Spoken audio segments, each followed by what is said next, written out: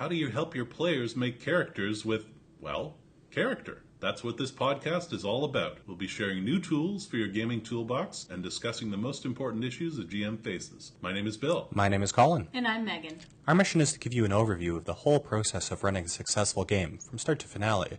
But before you roll the dice, you'll need a memorable cast of characters. We'll also revisit our regular features on what's going down at our own game table, inspiring stuff we've been reading or watching, and how to feed a group of hungry gamers. All this and more in Episode 4, Getting Into Character. So take a seat at the table, Grab your dice, shake, rattle, and roleplay.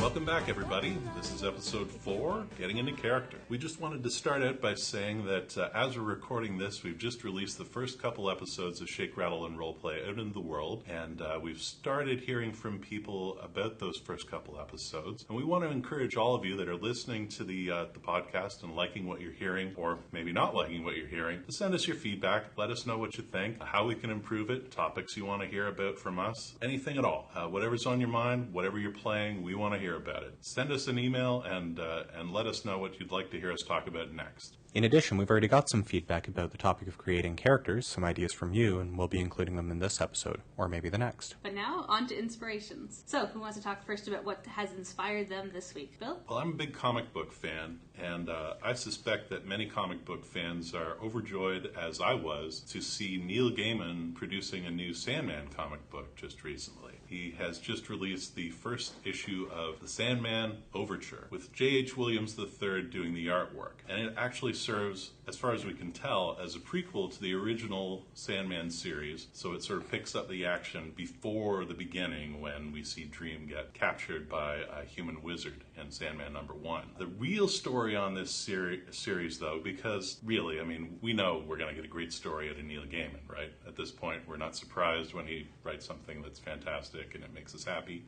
Is J.H. Williams' art. J.H. Williams is a guy that I first got to know when he was doing the art on Alan Moore's Promethea, which is a series that we totally loved. Mm-hmm. And he does these amazing layouts with terrific detail and character. Just recently, he did a run on Batwoman that was similarly fantastic. And this series, of course, you get to see him do all the familiar faces we remember from the original Sandman series, including Dream himself, Death, Destiny, the creepy Corinthian with his little teeth for eyes, Murph Pumpkinhead, and Lucian. It's fantastic. If you haven't picked this up already, you should be reading it. If you haven't read Sandman before, this is a great place to jump on board and join the party. Well, for me, as always this week, I'm going to go with a book, because one of the things I do with my spare time quite a lot is review books, both on my own book review blog and used to be on Goodreads and now on Book Likes. So I'm going to talk about a book I liked a lot earlier in the year called The Lies of Loch Lamora by Scott Lynch. It is fantasy, and it is just so much fun. It's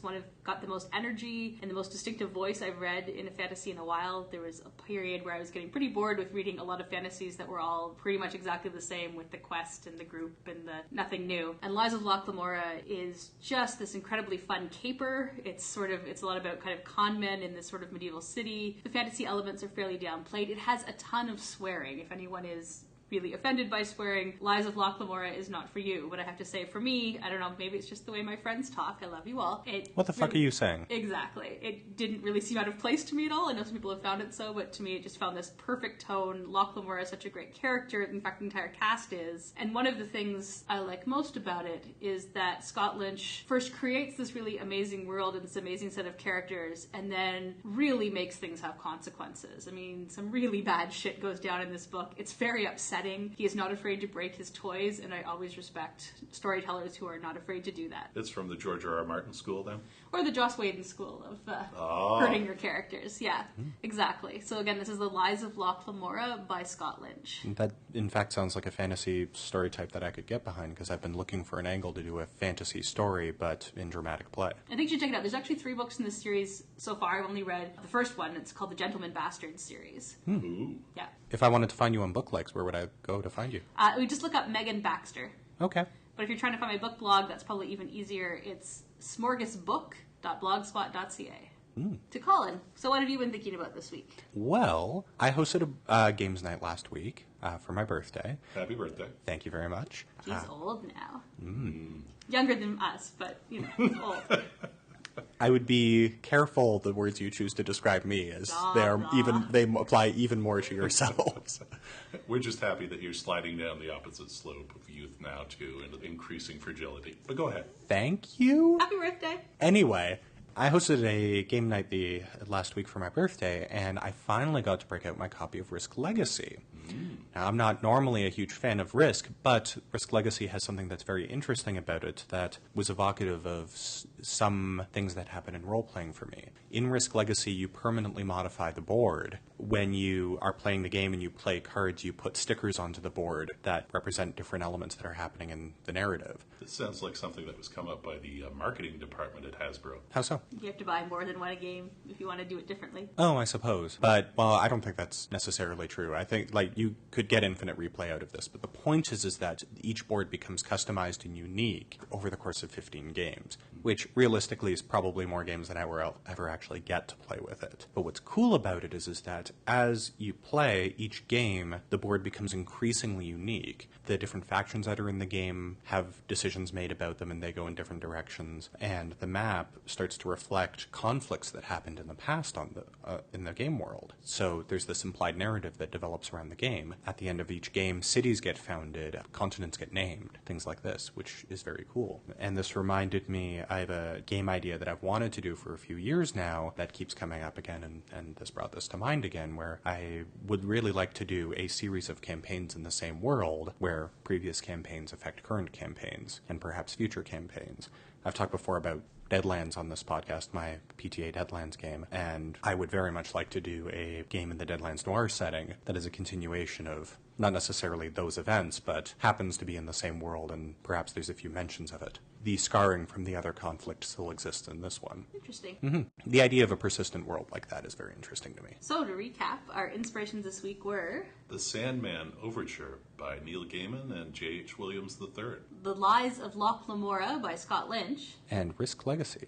Now we're going to go into our next segment, which is going to be character creation from the GM's perspective. The player's perspective will be coming up later, either later in this episode or if we have enough to talk about in this entirely separate episode.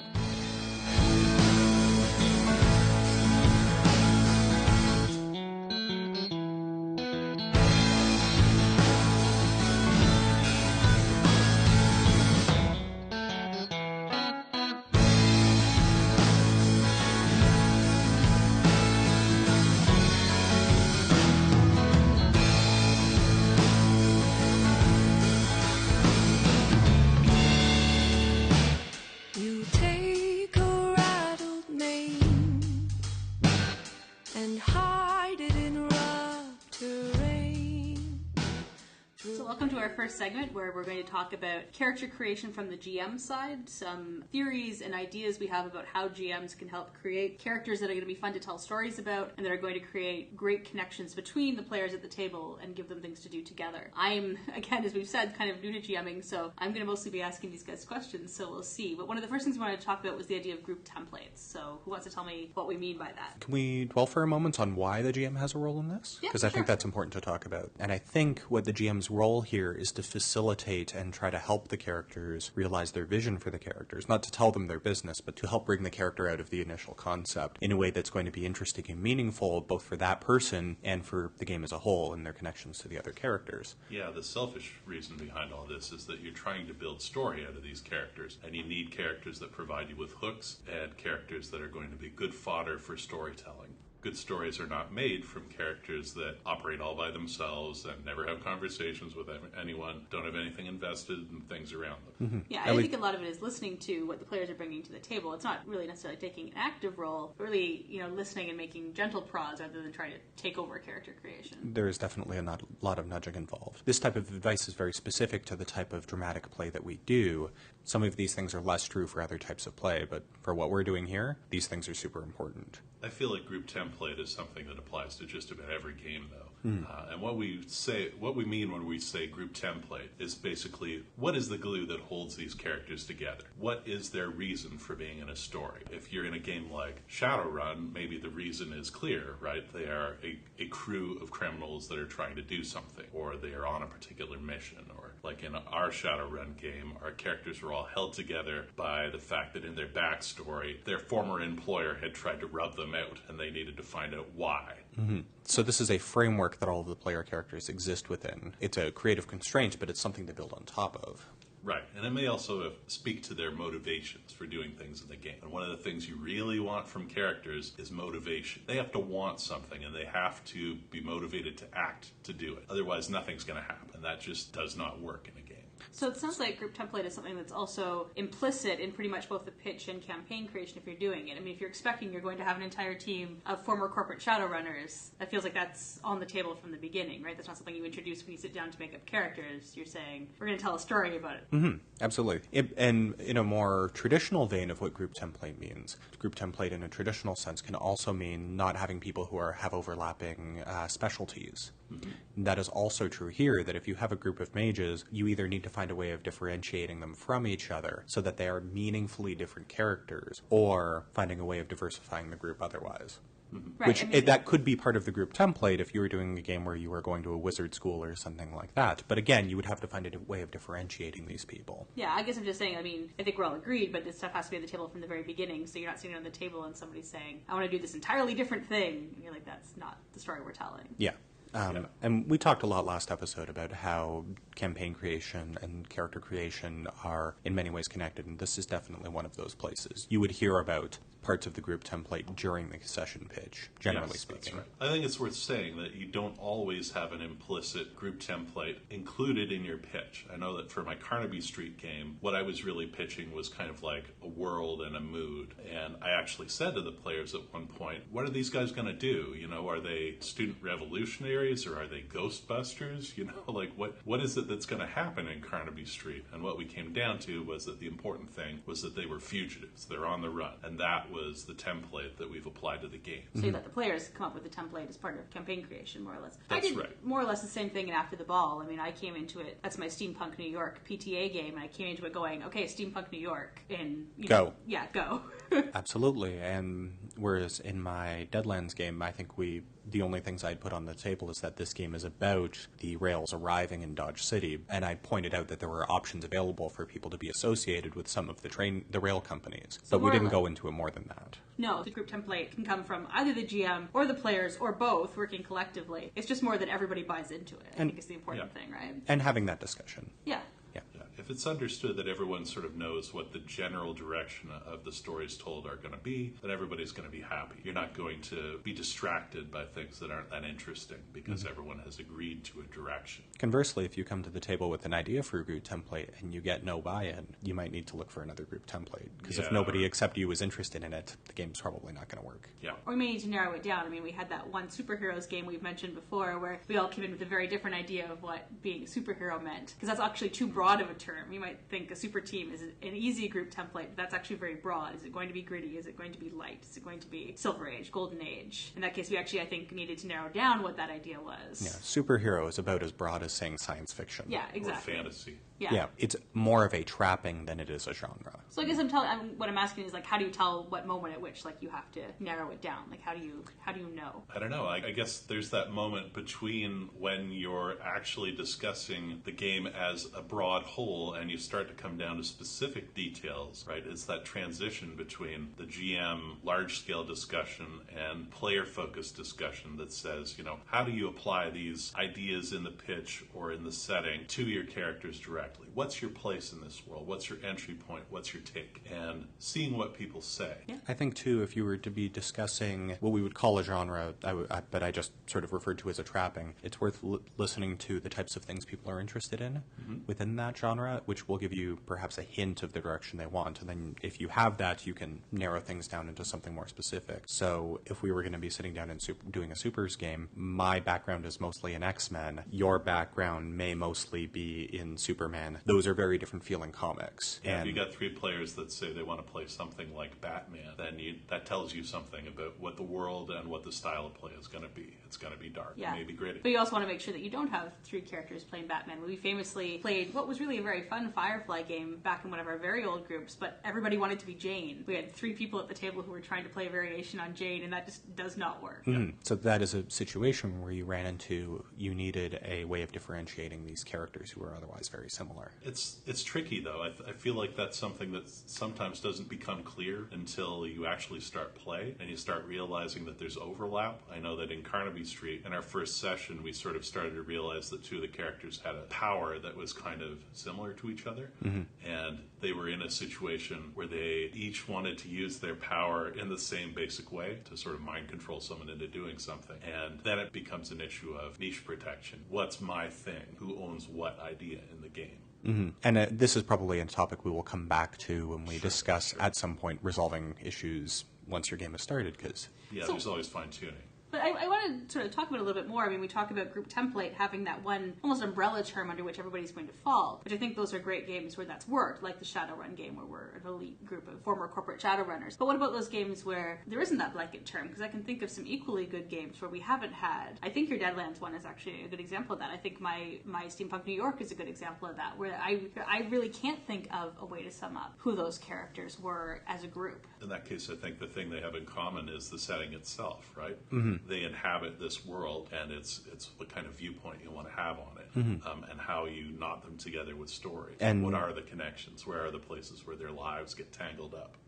And in a case like that, the group template, we think about it in an older way, where we're mostly just talking about niche protection. The way that these characters are different from each other becomes much more important, so that you're not just repeating the same plot line with 2 different characters. Although, as I think we'll talk about in a second, having those themes that seem to crop up between characters can actually be really fruitful. Well, that is another way you can differentiate 2 characters that are... So let's move on to talking about sort of how a GM can help create cohesion beyond just the idea of the group template, and ways that he can really get, or she, in my case, can really get buy-in to the basic story, the why are you bothering to go on this adventure in the first place. And I know you have a very simple technique that's one of your best, I think.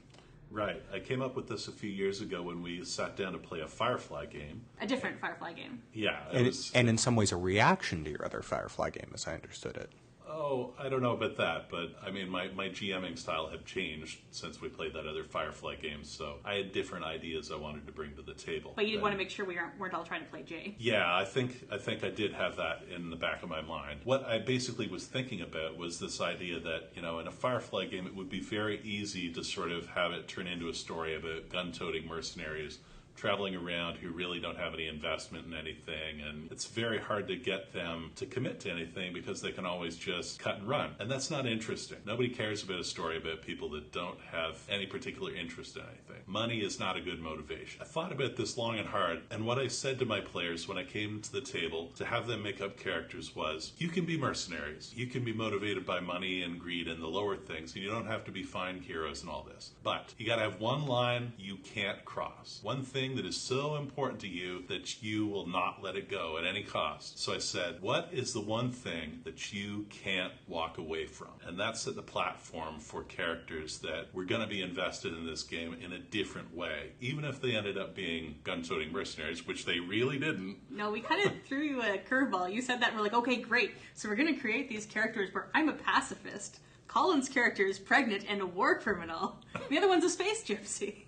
But all of that is aside to the topic. Yeah. But the idea is that we, bought in entirely to the idea that we had characters that couldn't walk away from something. We just then built the additional challenge of giving him very non-traditional characters to create challenges for.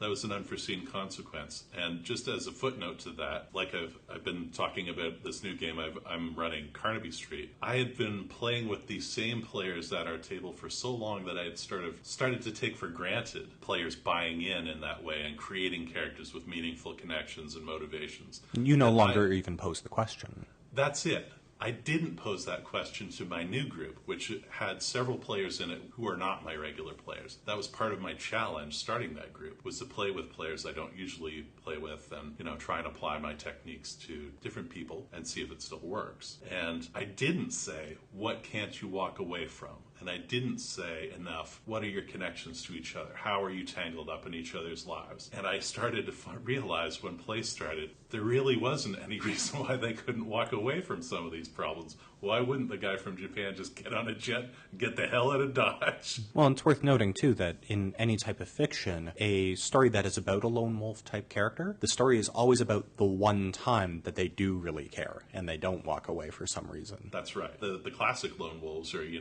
Batman and Wolverine, right? But they both have things that they won't walk away from. And Batman is the classic character that is grounded in a particular motivation that he will never get over. That one murder of his parents defines him his whole life, every moment. So kind of making sure that people are tied to the story, to the setting that you're trying to tell, that's a big one. I mean, otherwise you end up with that classic, we're all in an inn trying to go to a dungeon. Why the hell do we go to this dungeon? Who the hell cares? Why don't we go? So I think that what can't you walk away from, and then how does that connect to the story we're telling, is important. And then the step beyond that we've actually found really fruitful is then we've gone to this more and more, I think, over the last couple of years, creating characters that are just hugely intertwined with each other. Part and parcel of that is the fact that we play a lot of Fate at our table, and it is explicitly part of Fate character creation that characters have a connection with at least two characters at the table. Yeah, we're going to talk about that just shortly in tools, because that's really, really powerful. Mm-hmm. But even if you're not playing Fate, I think it's very important to do this. Absolutely. Or at least very interesting to do this. Yeah. So we started to come to the table with a lot more people who are playing siblings or are in romantic relationships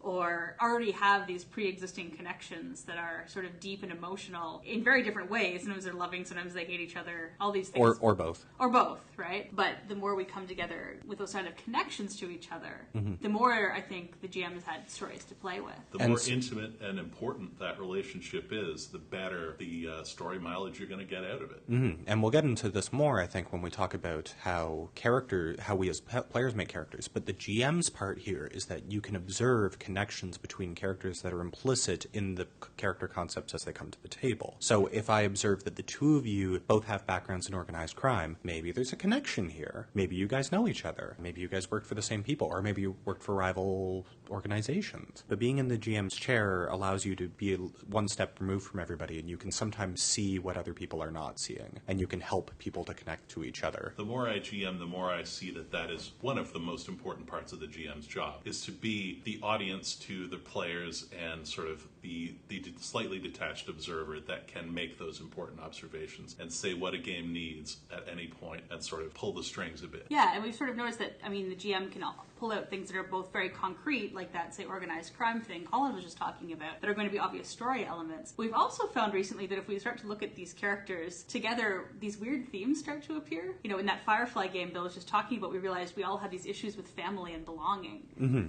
That happened less during character creation and more as we proceeded, but yeah, it definitely did happen. Well, and in Shadowrun, we realized that we all had characters that were in some way a meditation on non-traditional, non-monogamous relationships, which was a strange thing that we all had in common. Mm-hmm. When I did After the Ball, my steampunk New York, you all had father issues. So there's this thing where you see if everybody's trying to play the same sort of issue but taking different tacks, that's a really clear sign of the GM that, this is where I need to push. Mm-hmm. I have a hypothesis as to why that happens, but perhaps... A hypothesis. Tell us. Hypothesis. But you will have to wait until the segment where we talk about Megan's tarot card method for building characters. Right, so next episode, yes. Because it relates to that. It does. Yeah. But it's cool to find both those very concrete story elements that people have built into their stories that the GM can use, and also those larger themes that tell you maybe this is really a story about family. Being able to observe the story as it unfolds and sort of see those important things and emphasize them and sort of pull them together, provide more glue for the stuff that is emerging in play is really important. Mm-hmm. Yeah. I think that about wraps us up for talking about cohesion and connections and templates. So, well, for the GM side of it. For the GM side of it, yes. We're definitely going to do a segment from the player side as well, and we'll have a lot more to say. So that wraps up our first segment. We're going to go to something that's happened at our table this week, and then we'll come back to talk about some specific tools that games offer to help character creation that we've found very useful and we steal from at will. Steal. Yes.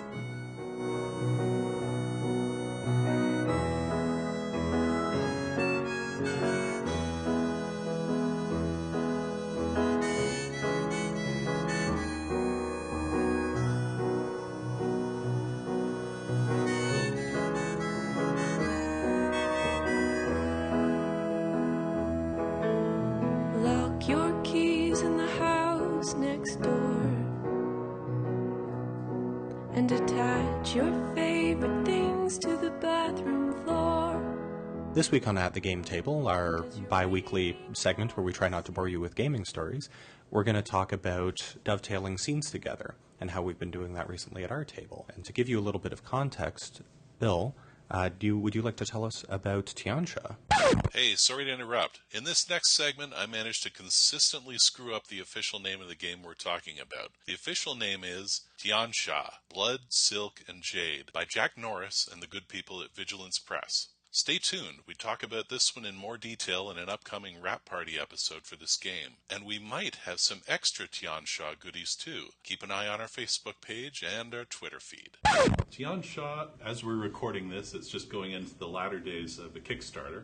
After speaking with the creators on Twitter, we were invited to participate in a playtest for this game. Tiansha, Blood and Jade, if you haven't heard of it already, is a wuxia martial arts epic using Fate Core as the engine. We were all excited by that idea, and we decided that we were going to play a game that was sort of inspired by movies like Crouching Tiger, Hidden Dragon, which were martial arts with a lot of sadness.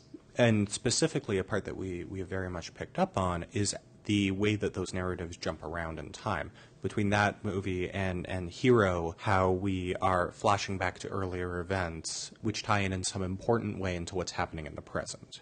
Yeah, Right. and it's definitely our most experimental game, and it was something I was saying yesterday that I just realized that it wasn't until our third episode that our characters ever actually saw each other face to face. In the present. In the present. Yes. You know, which was interesting to realize. We'd gone through 2 entire sessions in which in the present we never interacted with each other. And yet we have this story that is so interconnected that it's quite incredible. And part of that is the way we're dovetailing stuff. Yeah, we had discussed from early on this idea that, like in Hero especially, the way that they jump back and forth in time and they have different stories being narrated by different characters, that we would have a story going on in the present and we would jump back into the past lives of these characters to find how they arrived at this point and what brought them to this scene, what's boiling under the surface that brings them to this moment. And in a Primetime Adventures kind of way, as we play out the scenes at the table, we will pass from one of us to the next. And so I might set up a scene and then ask Megan to call for the next scene. And what we have seen develop at the table is that people will call for a scene that will riff on what has been set up in the scene before and proceed from that idea in an interesting way that builds on it, so that you get this kind of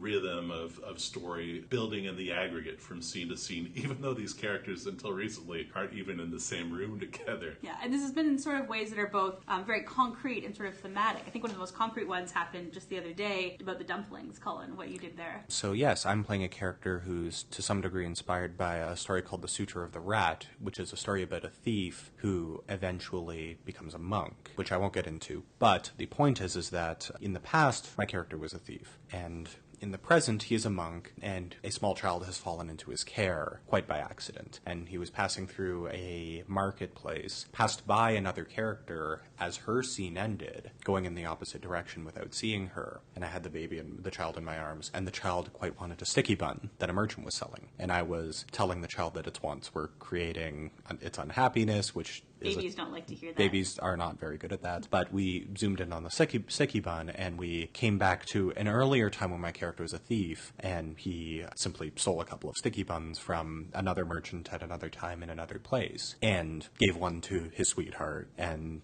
had one for himself that he ended up giving to some children. But this not only, so the sticky bun not only acted as a bridge point between those two places, but it also highlighted an aspect of my character that in the present day, as a monk, he saw no need for those things, that this is an unnecessary thing and it's a want that simply creates unhappiness.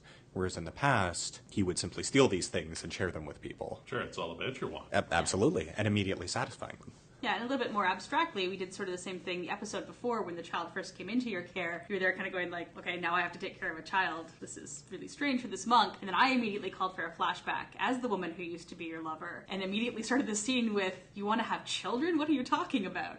Right, which put him in a wonderful position to establish that he did want children with his sweetheart, and that this was in fact the whole basis for his plan for getting rich quick, was so that they could have a nest egg, so that they could go and just have a family. And we'd never talked about that. That's something we deliberately never talked about a lot, their relationship in the past, but while we knew they'd been lovers, we never talked about family, and something that has become the core of what they wanted in the past, and it makes sort of the fact that they are very separate people now in the future really sad. Absolutely. And feeds into a greater game theme about family. I think the important thing to highlight here is that when we went into this game, we did not plan all of this out explicitly. No. What we basically discussed was the idea that in the present, these characters were all going to be converging at a wedding, right? That they all had various stakes in. And we talked a little bit about where they started out in the past, but we deliberately did not fill in the gaps. And we've been exploring the gaps in the narrative through play. And the really exciting bits are where we sort of find those strange synergies between the present and the past, or we are able to create contrasts and irony between different scenes that really make this game cook. Absolutely, and we'll probably get pretty deep into this topic of how we are going about doing flashbacks these days in a future episode. But these flashbacks are doing a wonderful job of dovetailing scene closings and scene openings. Yeah, and sort of the idea is that what you can take away from this, why we're bothering to tell our gaming stories other than we're excited about them, is that this is a technique I think you could steal for a lot of games. If players are alert, so this is more as a player but also as a GM, but as players, if you're alert to the scenes that are going on around you and you see this little detail you could mirror in another scene just to add that added level of connection, like do it, go for it. Those create really fruitful outcomes for future play. And just broadly picking up elements, I think, that other characters play to in their scenes and picking them up in your own and continuing them forward is a good thing to be doing. I think we said at the table the other day, this may be a symptom of is having a lot of people playing at our table who have had at least some experience in the GM's chair and who are experienced with sort of doing it from that side of the screen, so that when they are put in a position as a player of being able to call for scenes, they are bringing those techniques and that awareness to the game. And I know a lot of groups aren't in that position where everyone sees it that way, but once you have that high level of discussion at the table, you can create some really interesting stuff as a group because everyone feels like a collective investment in the narrative. Yeah. Everyone has authorial rights in an interesting way and trust each other to build. Yeah, and it happens really organically. I mean, this isn't something we sit down and we talk about in great detail. It's just like literally as simple as me going, what do you mean you want to have children? Mm-hmm. Right? Without even asking your permission. We've never established that, but you went with it, and it was really cool. Well, it is also explicitly part of this game's, I don't know if this is a social contract for this game, or perhaps template, or in any case, one of these things, that we do have the rights to do that with each other, to establish things about each other's characters. Yeah, and so you may not do that as much as in other games, but I think some of the basic techniques of just paying attention to small physical or very specific details and pulling them back in at a different time can be just a really interesting way to lead the story. Mm-hmm. And in fact, in our drama system game we're playing right now, Bill and I are doing this to each other as we explore exactly why these two siblings can't get along and this troubled past that they share. It's probably worth noting as a footnote that although this is what we have done with Tiansha, Blood and Jade in our playtest game, that it may not be explicitly what Jack Norris and the good people at Vigilance Press had in mind, although they discuss a little bit in the book about how you can use flashbacks and those sorts of things in your narrative. This is a game that on paper is more about, all the punching and interesting martial arts and stuff, and it's all really cool. So we've just sort of done some things with it that maybe they weren't expecting totally, but I just wouldn't want anyone to sort of, buy the book expecting that you're going to get all these weird narrative tricks and feel like we had tricked them into making that purchase. I think he would be happy with the purchase anyway, because it's a very cool book.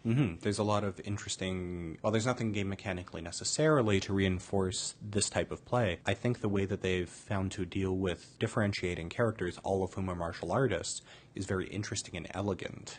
Yeah, so it's a cool game, and we have done some really strange things with it that are very interesting. We'll tell you more about that in a later episode, I think. Yeah. Almost certainly. Yeah. All right, so that wraps up At Our Table. And now we're going to go on to talk a little bit more about character creation and specifically about different tools some games have offered to help deepen characters as they're being created.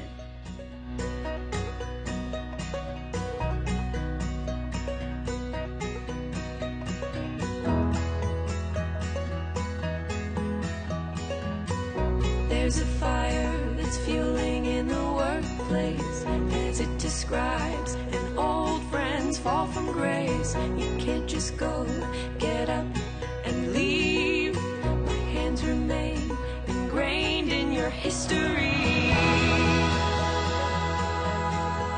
In our second half, we're going to be talking about tools that you can use to help you create characters. Many of these are tools that come from existing games that you can use in one way or another to help you create characters. Who your character is, how you connect to the people around you, how you connect to other PCs. Yeah, we have a habit of sort of saying, that was really cool. So we're just going to steal that for a different game. So we'll take little bits of character creation from a whole bunch of games and pull them into anything we do. Many of these things also give you meat about how to think about your character themselves, not just how you connect to the people around you, but who your character is. I think it's fair to say that a lot of these games have cross-pollinated each other over the years, too. So that when Spirit of the Century came out a few years ago and set the template for the Fate games that followed, it introduced this idea of characters that explicitly, as part of character creation, had to have a literal connection to the characters around them. Two other characters at the table, you basically pass your character to the next person and then the next, have to say how their life's path crossed with yours and how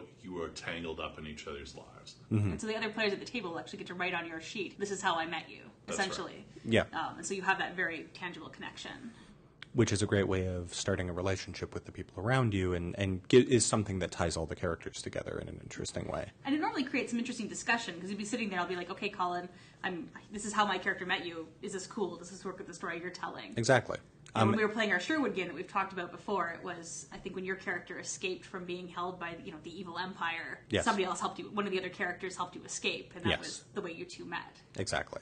And as we've proceeded, I think, as new versions of Fate come out, I think that those tools have, or perhaps just our approach to those tools have changed, where now that those aspects tend to relate less to the adventure we went on together and more to the actual relationship between these two people. At least the way we play it. Yeah. Yeah. Before it was just like, this was how I guest starred in your adventure. Now ours, again, tend to be familial relationships, romantic relationships. How are we already? Now it's, I'm secretly in love with you, but I Right. can't tell you. Exactly. Yeah.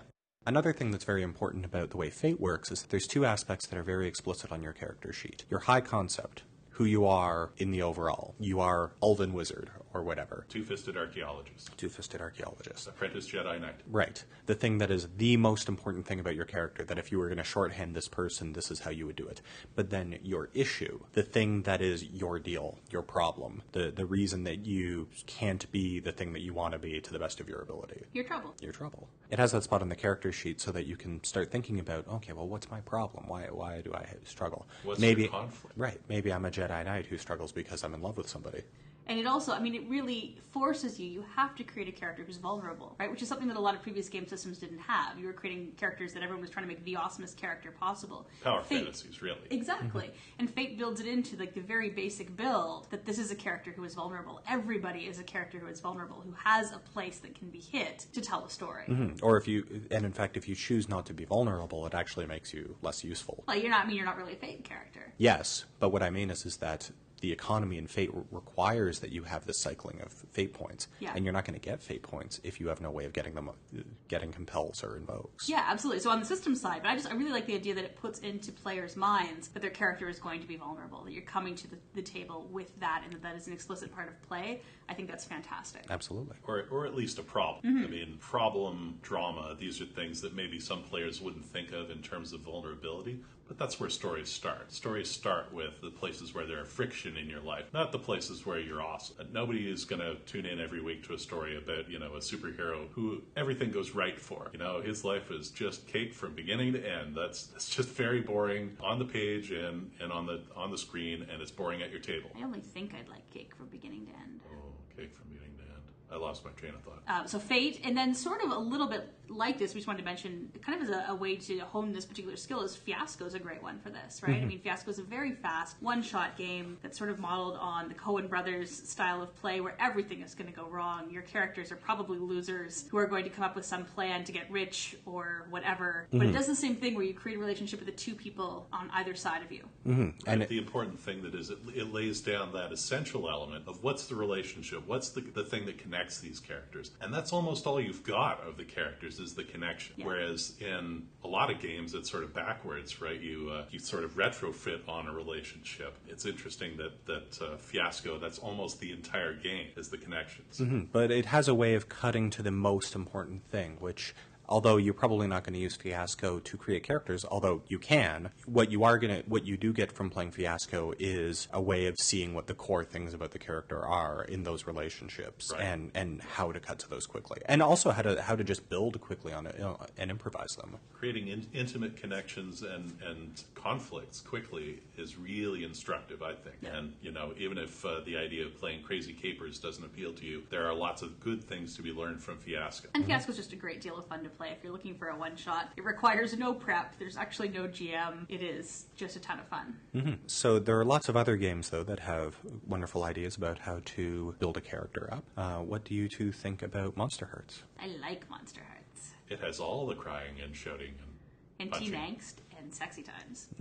Monster Hearts has a number of different things on the character sheet that push you to create an interesting character, to make selections about your character in order to thrust you into the drama very quickly. And we've talked about Monster Hearts before, and we will undoubtedly again, but just to say very quickly, it's an apocalypse world variant that takes place in an angsty high school where everyone is a monster and desperately wants sex, but feels that no one will ever understand them. And so it is a game aimed at creating the maximum amount of teen angst and lust and possible sexy times in the shortest period of time. Right, and it's worth noting that, like Apocalypse World, this is a game where all the characters are basically playbooks, right? So a lot of the details are all there on paper, and what you have to do is make some choices about what your version of the vampire, let's say, looks like. And also, like in Fate, it's an explicit part of each character that you make choices that connect you to other players. Yeah. So when you first come down with your playbook, I'm right now in Colin's Monster Hearts games, I'm playing an Infernal. It asked me what my eyes looked like and gave me 5 options. And that's a really simple thing, but the fact I picked flickering eyes meant something about the character. It does that very well. Causes you to think about why your character is flickering eyes. Exactly. It suggests other things about you. Exactly. And it's a very quick way of doing it because you're picking from a list, but it allows you just that little bit of customization that lets me to start to feel this character is mine. And it's not as though those things would not be available to you anyway, but it's forcing you to think about them. Yeah, absolutely. And so then from there you go into background. Why don't you talk about that? Backgrounds are things that explicitly create a bridge between you and at least two of the other characters, I believe. These might be somebody has a crush on you, or you have a crush on somebody else. It might be that somebody stole something from you. It might be that you've tasted somebody else's blood. And if you're a vampire. Or a ghoul, I suppose. Yes. But you're right, it creates those both connections and a mechanical way to use those connections right off the bat. Because again, the game is really designed to be played in the fairly short term and right away. My only experience with it was in a one-shot setting at a con. But one of the things I really liked about it when you ran it, Megan, was that you set up on the board, it was this diagram of what the classroom looked like, and you were asking questions about, we got to choose where we sat, and you were asking questions about the people that sat around us that created more sort of friction and fodder for story. Yeah, and that's explicitly part of the game, the homeroom layout. I don't think it's mandatory, but I think it's a great thing that it adds to the game. I find it difficult to imagine how a game would go down without it. Yeah. This is one of the many tools available for mapping your character with NPCs, but this one is about asking questions of each of the PCs about how they relate to people around them and or about recent classroom drama. And they're loaded questions, right? They're questions that imply not only do you have to choose an answer, but you have to choose an answer that basically has weight to it. Absolutely. It's an opportunity for players when they're asked a question to create elements in the story that are interesting to them. Things for either to capitalize on them or things that threaten them. And it creates, because it's a homeroom, it creates that very specific knowledge that we all know of what a classroom looks like, and then layers on these character interactions on top of that. And to give an example of the type of loaded questions, just for the people who haven't used Monster Hearts, they're things like, Colin, why don't you talk to Bill anymore? Well, because he's a jerk and he slept with my girlfriend. Right. So right there, you have something right off the bat that will then therefore be in the game, right? Right. And you could abstract that out to be used with anything, this tool. That could be, if you work in an office, it could be the layout of the office, it could be a dorm room. And the thing I particularly like, and I sort of said this, is it takes the relationship map, which other games do as well, but it makes it very concrete and physical. It ties it to a physical location. Yes. And I really like that. And that's probably a good place to take us over to another one of our games with great tools. That's Smallville. This is a game that, as an intrinsic part of character creation, you are creating what is called a relationship map. So you are showing explicit connections to the other characters, and by extension, to other characters in the world and to locations. So, in other words, the players themselves are making choices that are building up your world around you. It is maybe the highest expression of sort of putting the power of generating a campaign in the hands of the players themselves. Yeah, because we talked about it a bit last episode, because it is a tool that is intrinsically both campaign creation and character creation at the same time. It melds the two concepts in a way that, again, I haven't seen a lot of other games do. Like, you have to do those two things simultaneously. And not only that, but the way that game is built, the stats on the sheet are not about sort of who's the strongest, but they are about what your values are and who are the important people in your life. So you can't play Smallville without playing a game that is about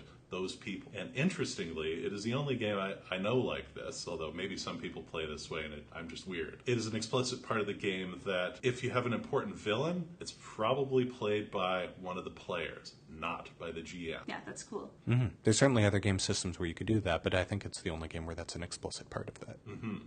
Yeah. And that relationship map is something that we have stolen and used in the beginning stages, or Bill has used it, as he said before, as a diagnostic tool for campaigns where one character just doesn't seem to quite fit in and figuring out where they're not connected to people. We steal the Smallville tool for everything. Yeah. As a diagnostic tool, it's very useful to figure out why is this one character not gelling, and once you map it out, you go, oh, well, this character is not connected to anything that any of the other characters are. That's right. It's easy to see where the gaps are. Mm-hmm. And then implicitly where you should put the connections down. A system that we have all been playing recently is Drama System. We just started, yes. Yes, we recently got our copies of Hill Folk. And they're very pretty. They are very pretty. I like the minimalistic cover on it. Mm-hmm. But the game itself is very similar to PTA in a lot of ways. Almost all of the same tools exist. But the tools for thinking about the way you generate a character are very interesting. Mm-hmm. It talks about creating a dramatic pulse. These are two ideas that you oscillate between. And that might be responsibility to my family and responsibility to my work. Or it could be... My character in our friend Rob's new game, Southern Rock Opera, is sort of torn between loyalty to his friends and his instinct towards selfish hedonism, because of course he is a rock star. You got to get with the groupies if you're a rock star. Mm-hmm. Yeah, and it gives you a really good clear vision, because it's the biggest thing on your character sheet. You look down, you want to know what you want to play, what you're trying to play, what your conflict is. It's right there, and it's in big letters, and you know. And it's explicitly part of the game's expectations that you oscillate back and forth between these two dramatic poles, because that is how real people behave. They behave in ways that contradict themselves. Not only that, but they also require you to sum up your character in an interesting way, in a single, short, clear sentence. My character's story is about X. For instance, my story is about a man who wants love but doesn't know how to get it. My story is the story of a woman who is dying of AIDS. My story is of a woman who would do anything to avoid going home. Right. I think that having that kind of clarity on your character sheet is really useful, because there are times when you have to focus, like you have to ask yourself, what's the essence here? Where am I going? And being able to look down at your sheet and see, that is the thing that should be guiding me in this scene. If I don't know what else is going on with me, I know that my character wants love. Mm-hmm. It is sometimes tempting, I think, to create characters that appear to be complex, but in fact are just muddy, right? Where they are being pulled in a number of different directions, but all that does is just create this network of things that none of which is actually important about the character. Mm-hmm. There's this, it lacks a central focus of, this is what this game is about. Yeah. Or rather, this is what my character is about. Yeah, this is what Drama System has done really well, I think, is sort of giving you the idea of clarity and focus in a way that I haven't seen other games do. Mm-hmm. And the other thing that I think... The other thing... I'm so excited. The other thing that we think is really great about Drama System is that as an explicit part of character creation, you not only have to create relationships with each of the characters at the table, they have to be what they call fraught relationships. So these are relationships where there is significant friction. And indeed, you have to say what it is you want from each of these characters, and they get to say why they can't give it to you. And to me, that is the brilliant thing. Yeah. It isn't other games have had this, how do you tie your characters into other things and what do you want from them? It's that one question. It's the why can't they give it to you? Mm-hmm. To me, that is the brilliant innovation here, because it creates, like, bam, right there immediately. I think this is something that we had stumbled into with other games too, but we had never had specific terminology to say this is how we do it. Well, it's never been formalized as something you have to do. It's great if we have done that for characters before, and it's great if you do, but to have as a formal part of the system, both what do I want from you and why can't you give it to me, right off the bat, that creates interesting drama. Can we give a couple of examples of this type of thing? Because I think this might be a bit abstract. Yeah, well, in the game, I'm playing the drummer, and she's an aspiring songwriter who's very shy. And so what she really wants is she wants the person who is the songwriter in the band to tell her that her songs are good. And he can't do that because your songs are good enough that they actually threaten his feelings about his own ability to write songs. Yeah, exactly. My character and Bill's character are siblings, and as I'm trying to make good on things before I pass away, I really want my brother's affection, which he can't give to me because I abandoned him years ago and ran off to New York City. I've never been able to forgive you for leaving me alone, not taking me with you. And what my character wants from you is basically an apology, an acknowledgement that you hurt me that deeply and for that long. And so there's a great deal of friction between us. And interestingly, we've sort of realized after a couple of sessions, the thing that really grates about these characters is that they are almost reflections of each other, which is just perfect for two siblings. They're just alike, and they hate each other for that. You have almost exactly the same communication issues. That's right. Yeah. And then you keep railing against the other one. Colin keeps going, God damn it, Bill, why can't you just say what you mean? You selfish bastard. Yeah. But you never say what you mean either, so... Yeah.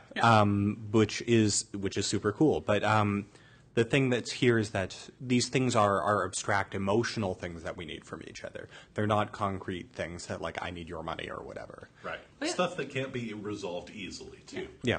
I think all of these tools are just ways of formalizing things that people may do already, that we indeed sometimes were doing already. It just sort of demands it as part of the process. And I think anything that kind of crystallizes that kind of tool so clearly so you can say, yeah, I should have relationships where someone can't give me what I want and for there to be a reason. Things that make that formal and put it elegantly are, I just think, hugely useful. Because I figure, we'll probably play Drama System more, but whatever we play, I will always use that question from now on. Right. It gives us a language to talk about drama in a way that we haven't had before, even if we instinctually understood that these things are there. Having a way to bring those things into the discussion openly totally changes the context. Absolutely. These are things that we can just export to anything else that we do. I mean, with all of these games, and we haven't discussed it explicitly, but like Primetime Adventures has very much informed the way we play all of our games as a tool we ripped off. And it seems that what we do is we move through role-playing games and ravage them for interesting ideas that we then take forward with us to the next game that comes along that grabs our interest. So we're scavengers, is what you're saying. Well, I think we're picking up techniques and tools and... Vultures. Well, perhaps. No. We are artists. Pablo Picasso said that amateurs borrow, artists steal. Well, I am not quite ready to say that I am an artist, but I take your point, and I think you're right. I see no reason not to rip these things off shamelessly, especially if they're going to improve our play experience. Yeah, and they do. You're just borrowing riffs, like you're building up a repertoire the same way a musician does. Well, the game designers of these things, I assume they wanted me to read these things and think about these things in these terms. Well, when I went to university, I did drama, and one of my profs always talked about is creating your toolbox as an actor, right? Figuring out what the techniques were and just tucking them away so that you bring them up when you need them. We're creating, role-playing toolboxes. It's worth saying, I know that I've had this discussion with Rob, that a lot of the little story games that are out there, or indie games, or whatever euphemism you prefer, are almost didactic texts in a way, whereas they will have one little trick that they will teach you that is sort of the core of that game. And once they've sort of introduced that, it pollinates into the rest of the role-playing world. They may not have a lot to them, but they each have this one nugget of information to bring to the table that maybe you haven't seen before. We talked about Smallville We have never actually played Smallville. No. I want to run that game so bad. I have no But idea. yet I look at that character sheet and I go, there is so much on here that I don't need. There's some core elements on that character sheet I like, but the point is that we've seen this tool and we've recognized its value, and we've pulled that out to be used for other things. I'd like to try Smallville at some point too, but yeah, you're right. We've used it for Cold City. You used it for... I used it in Season 2 of Sunset Empire as a way to kind of reset the game, to sort of reinform us all who the main cast were, and to create connections and to add a little meat to the world so that we could make it a more drama-intensive game than it had been in Season 1. Actually, that's an interesting observation. That is something that people could take forward, I think, is that when we came to wanting to play those characters again, our style of play had changed a little bit by that time. Quite a lot, really. Yes. Yeah. We needed to go through a character creation process with characters that we already had in order to make them fit the way we now played. I think part of my motivation for that was that one of our players, John, his character had gone into space at the end of Season 1, and we actually didn't see him again until the end of Season 3. But he had a brand new character, so we were left with the problem of how do we fit this guy in with these other characters who were already established and have relationships. So we set them all down on paper, started making the map, started finding places that there could be connections, and also just filling out the world a little bit. So as that kind of tool, even attaching it to an existing game, it worked very well. I think, too, that with Season 1 of that game, focused more on drama between us and our circumstances as we were doing monster hunting. Yes. And less on interpersonal drama. And in the second season, we were now exploring the city a bit more, and we knew people in the city. Yeah. And we would collide off of each other more. We needed a way of building that. So it was true for John, but it was also true for the rest of us. Yeah, I think it would be fair to It's say just that more true for him. Season 1 was sort of about introducing the world to you guys, and once we had that out of the way, we turned the focus to more intimate storytelling. Yeah. I mean, really what we're saying is probably something we'll say over and over is read a lot of gaming books, because a lot of them will have that trick you want to steal. These are the ones that we have found for character creation that have been the most valuable. And indeed, as we found, we have tons to say about character creation. So our next episode is actually also going to be about character creation, but these are going to be about techniques we've developed as players to create backstories, to create characters, and something that I invented using tarot cards, all these different techniques we've developed over the years from the player side of the table. And you're probably thinking, tarot cards? But what the hell? I had that reaction too, and now I am totally on board. Right. And So I have several sets of tarot cards for this tool. That's awesome. So we will talk about that at length next time, as well as just a lot of other ideas we have about, as players, creating characters. But for now, I'm getting hungry, so why don't we talk about food for a bit? Sounds like a plan.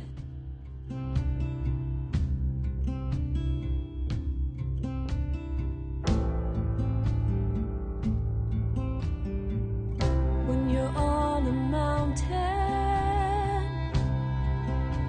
with faces in the sea, they're on to something, wallowing beneath. All right, I'm hungry. What are we talking about this week on Breaking Bread, Colin? I'm going to talk about soup. Oh, I love soup. And it is the season. It is so the season for soup. So as we're recording this, it's mid-autumn. The harvest is coming in, and the markets are overflowing with all sorts of wonderful root vegetables and delicious things that we can make into soups. And possibly as important, soup is a really easy way to economically make a great deal of food that will feed a great number of hungry people. Absolutely, and there's a lot of ways to do it. Yep. And it goes great with almost any side you can think of. One thing that is great about soup is that every person in your group could bring one ingredient to throw into the pot. Yep. And then at the end of it, you will have a soup, which means that it's very well suited to everybody contributing a little bit. That's the best kind of meal. And the other thing about soup is once you got it all cut up and put it in the pot, you can just leave it alone and sit around and chat for a while and get all the pre-game discussion off Absolutely. your mind. You can both make it in advance, hours earlier if you happen to have all the stuff, or if you're really pressed for time, you can do it in 20 minutes. Although it's better the longer you let it simmer. There's arguments either way. How do we make soup? You cut a lot of veggies up and throw them in some broth. Exactly. So, at a minimum, you need two things. You need something from the onion family. That could be onion, garlic, leek. We've talked about this before. Shallot, delicious. And you need at least one vegetable. And you need broth. And you need broth. You can use water, but yeah, broth is better. Depending on the type of soup you're making, broth is better. You're both crazy. The secret of my stew is a lot of wine. Wine is a liquid. How about we back off on this and say we need some kind of liquid? Because there are certainly cream soups. Very well. Okay. So you need a vegetable, you need a liquid, and you say we need something from the onion Yeah. family. So what kind of vegetables might you like? What kind of soups do you guys like? You made a pea soup a couple of weeks ago that was kick-ass, dude. Thank you very much. That was delicious. That was the America's Test Kitchen pea soup recipe. The only difference is that I had crisped up some tiny slivers of bacon that we used as a garnish. It was delicious. My dog also certainly enjoyed the leftovers of the pea soup.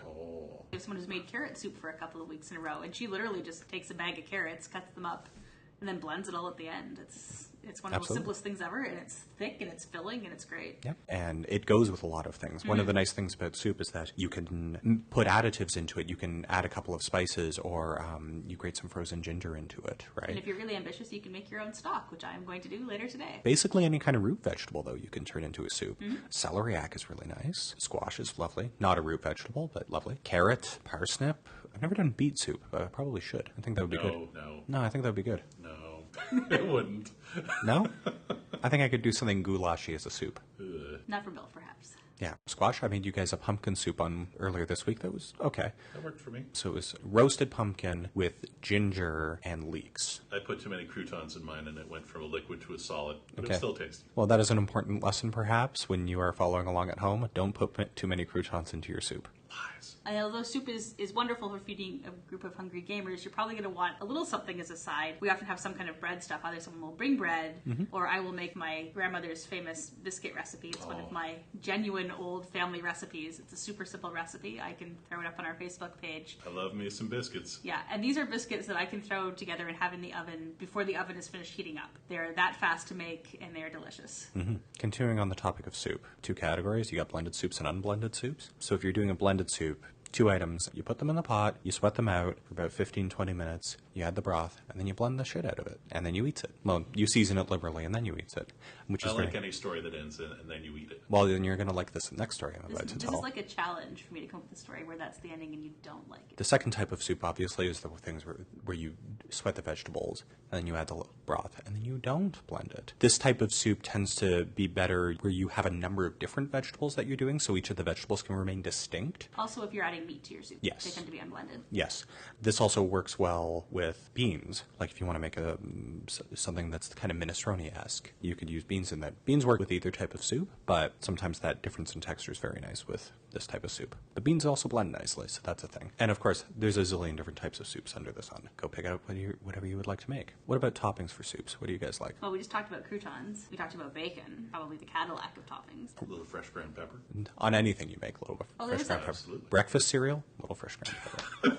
There was that soup I made that had chive oil on the top, which was tasty, but enough of a pain to make that I have never bothered to make it as a topping again. Oil is really good as a topping. I've never gone through the effort of making chive oil either, but you could just put chives and then drizzle some olive oil on top, and that would be very nice. You could use toasted sesame seed oil. Is very nice as a topping for soup.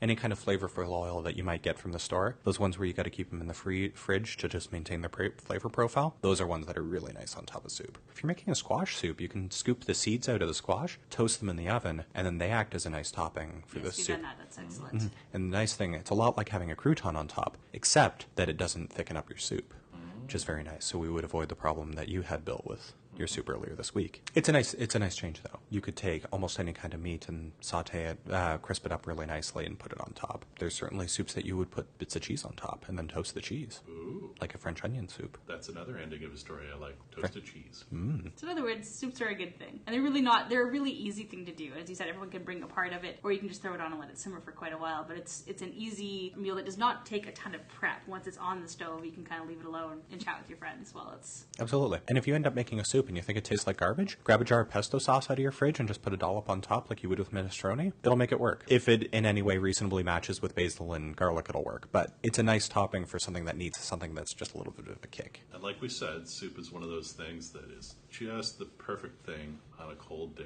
You come into your kitchen and you smell the soup and you have that warm liquid inside you at the end of the meal. It feels homely. And then you just have the problem of waking yourself up for the game. One nice thing about soup, too, is that you're not as likely to end up in an insulin crash situation. As likely. unless you eat too much of it. But you're already getting your vegetables in, so you're not going to be having as much of an insulin spike. Unless you eat a pile of Megan's biscuits. This is all an evil scheme to get me to eat vegetables again, isn't it? No. Why do you say that? That's crazy talk, Bill. I feel like You should speak to somebody. Vegetables without any problem. You're funny. But yes, and my biscuits are excellent. Bannock works really well. I mean, if you don't want to bother, if for some reason the part where you cut out the rounds of biscuits is just too much for you, then you just, make bannock, slap the dough all together, and throw it in the oven. That works as well. Sometimes I'll roll out my biscuit dough and then just cut it up with a knife and then do like cubes or squares of biscuit. And if I'm feeling particularly adventurous, well, not adventurous, but I want to devote more time to it, I'll make Irish soda bread, which is also excellent with soup. Absolutely. Or fresh bread is a lovely accompaniment. Yep. And I think we have discussed fresh bread before.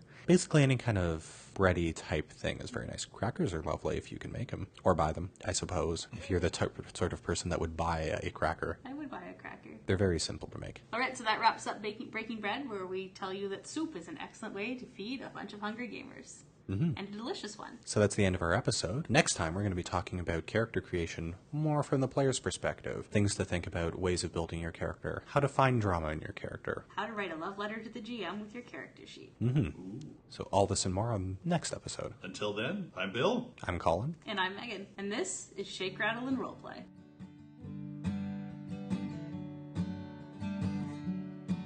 If we mean love, then I'll hold you. Thanks for listening. For more Shake, Rattle, and Roleplay, drop by our Facebook page. Softest pitch to the hardest break of dawn. We'd love to hear from you if you have any questions, comments, or ideas for stuff you'd like to hear on the show. Email us at shakerpg@gmail.com or follow us on Twitter at shakerpg. With both my arms. If we mean love. The music on our show was kindly provided by Little City, a great Canadian band you guys should totally check out. You can buy their album on iTunes or visit them online at littlecityband.com. Mine. And practice calm and cool through troubled times. If I mean love, then I'll hold you up to the sky. I'll try that again. You want me to introduce you? Sure. Okay. This is Bill. Hi. My name is Bill, and I'm a big dumb idiot. My name is Bill. This is my game.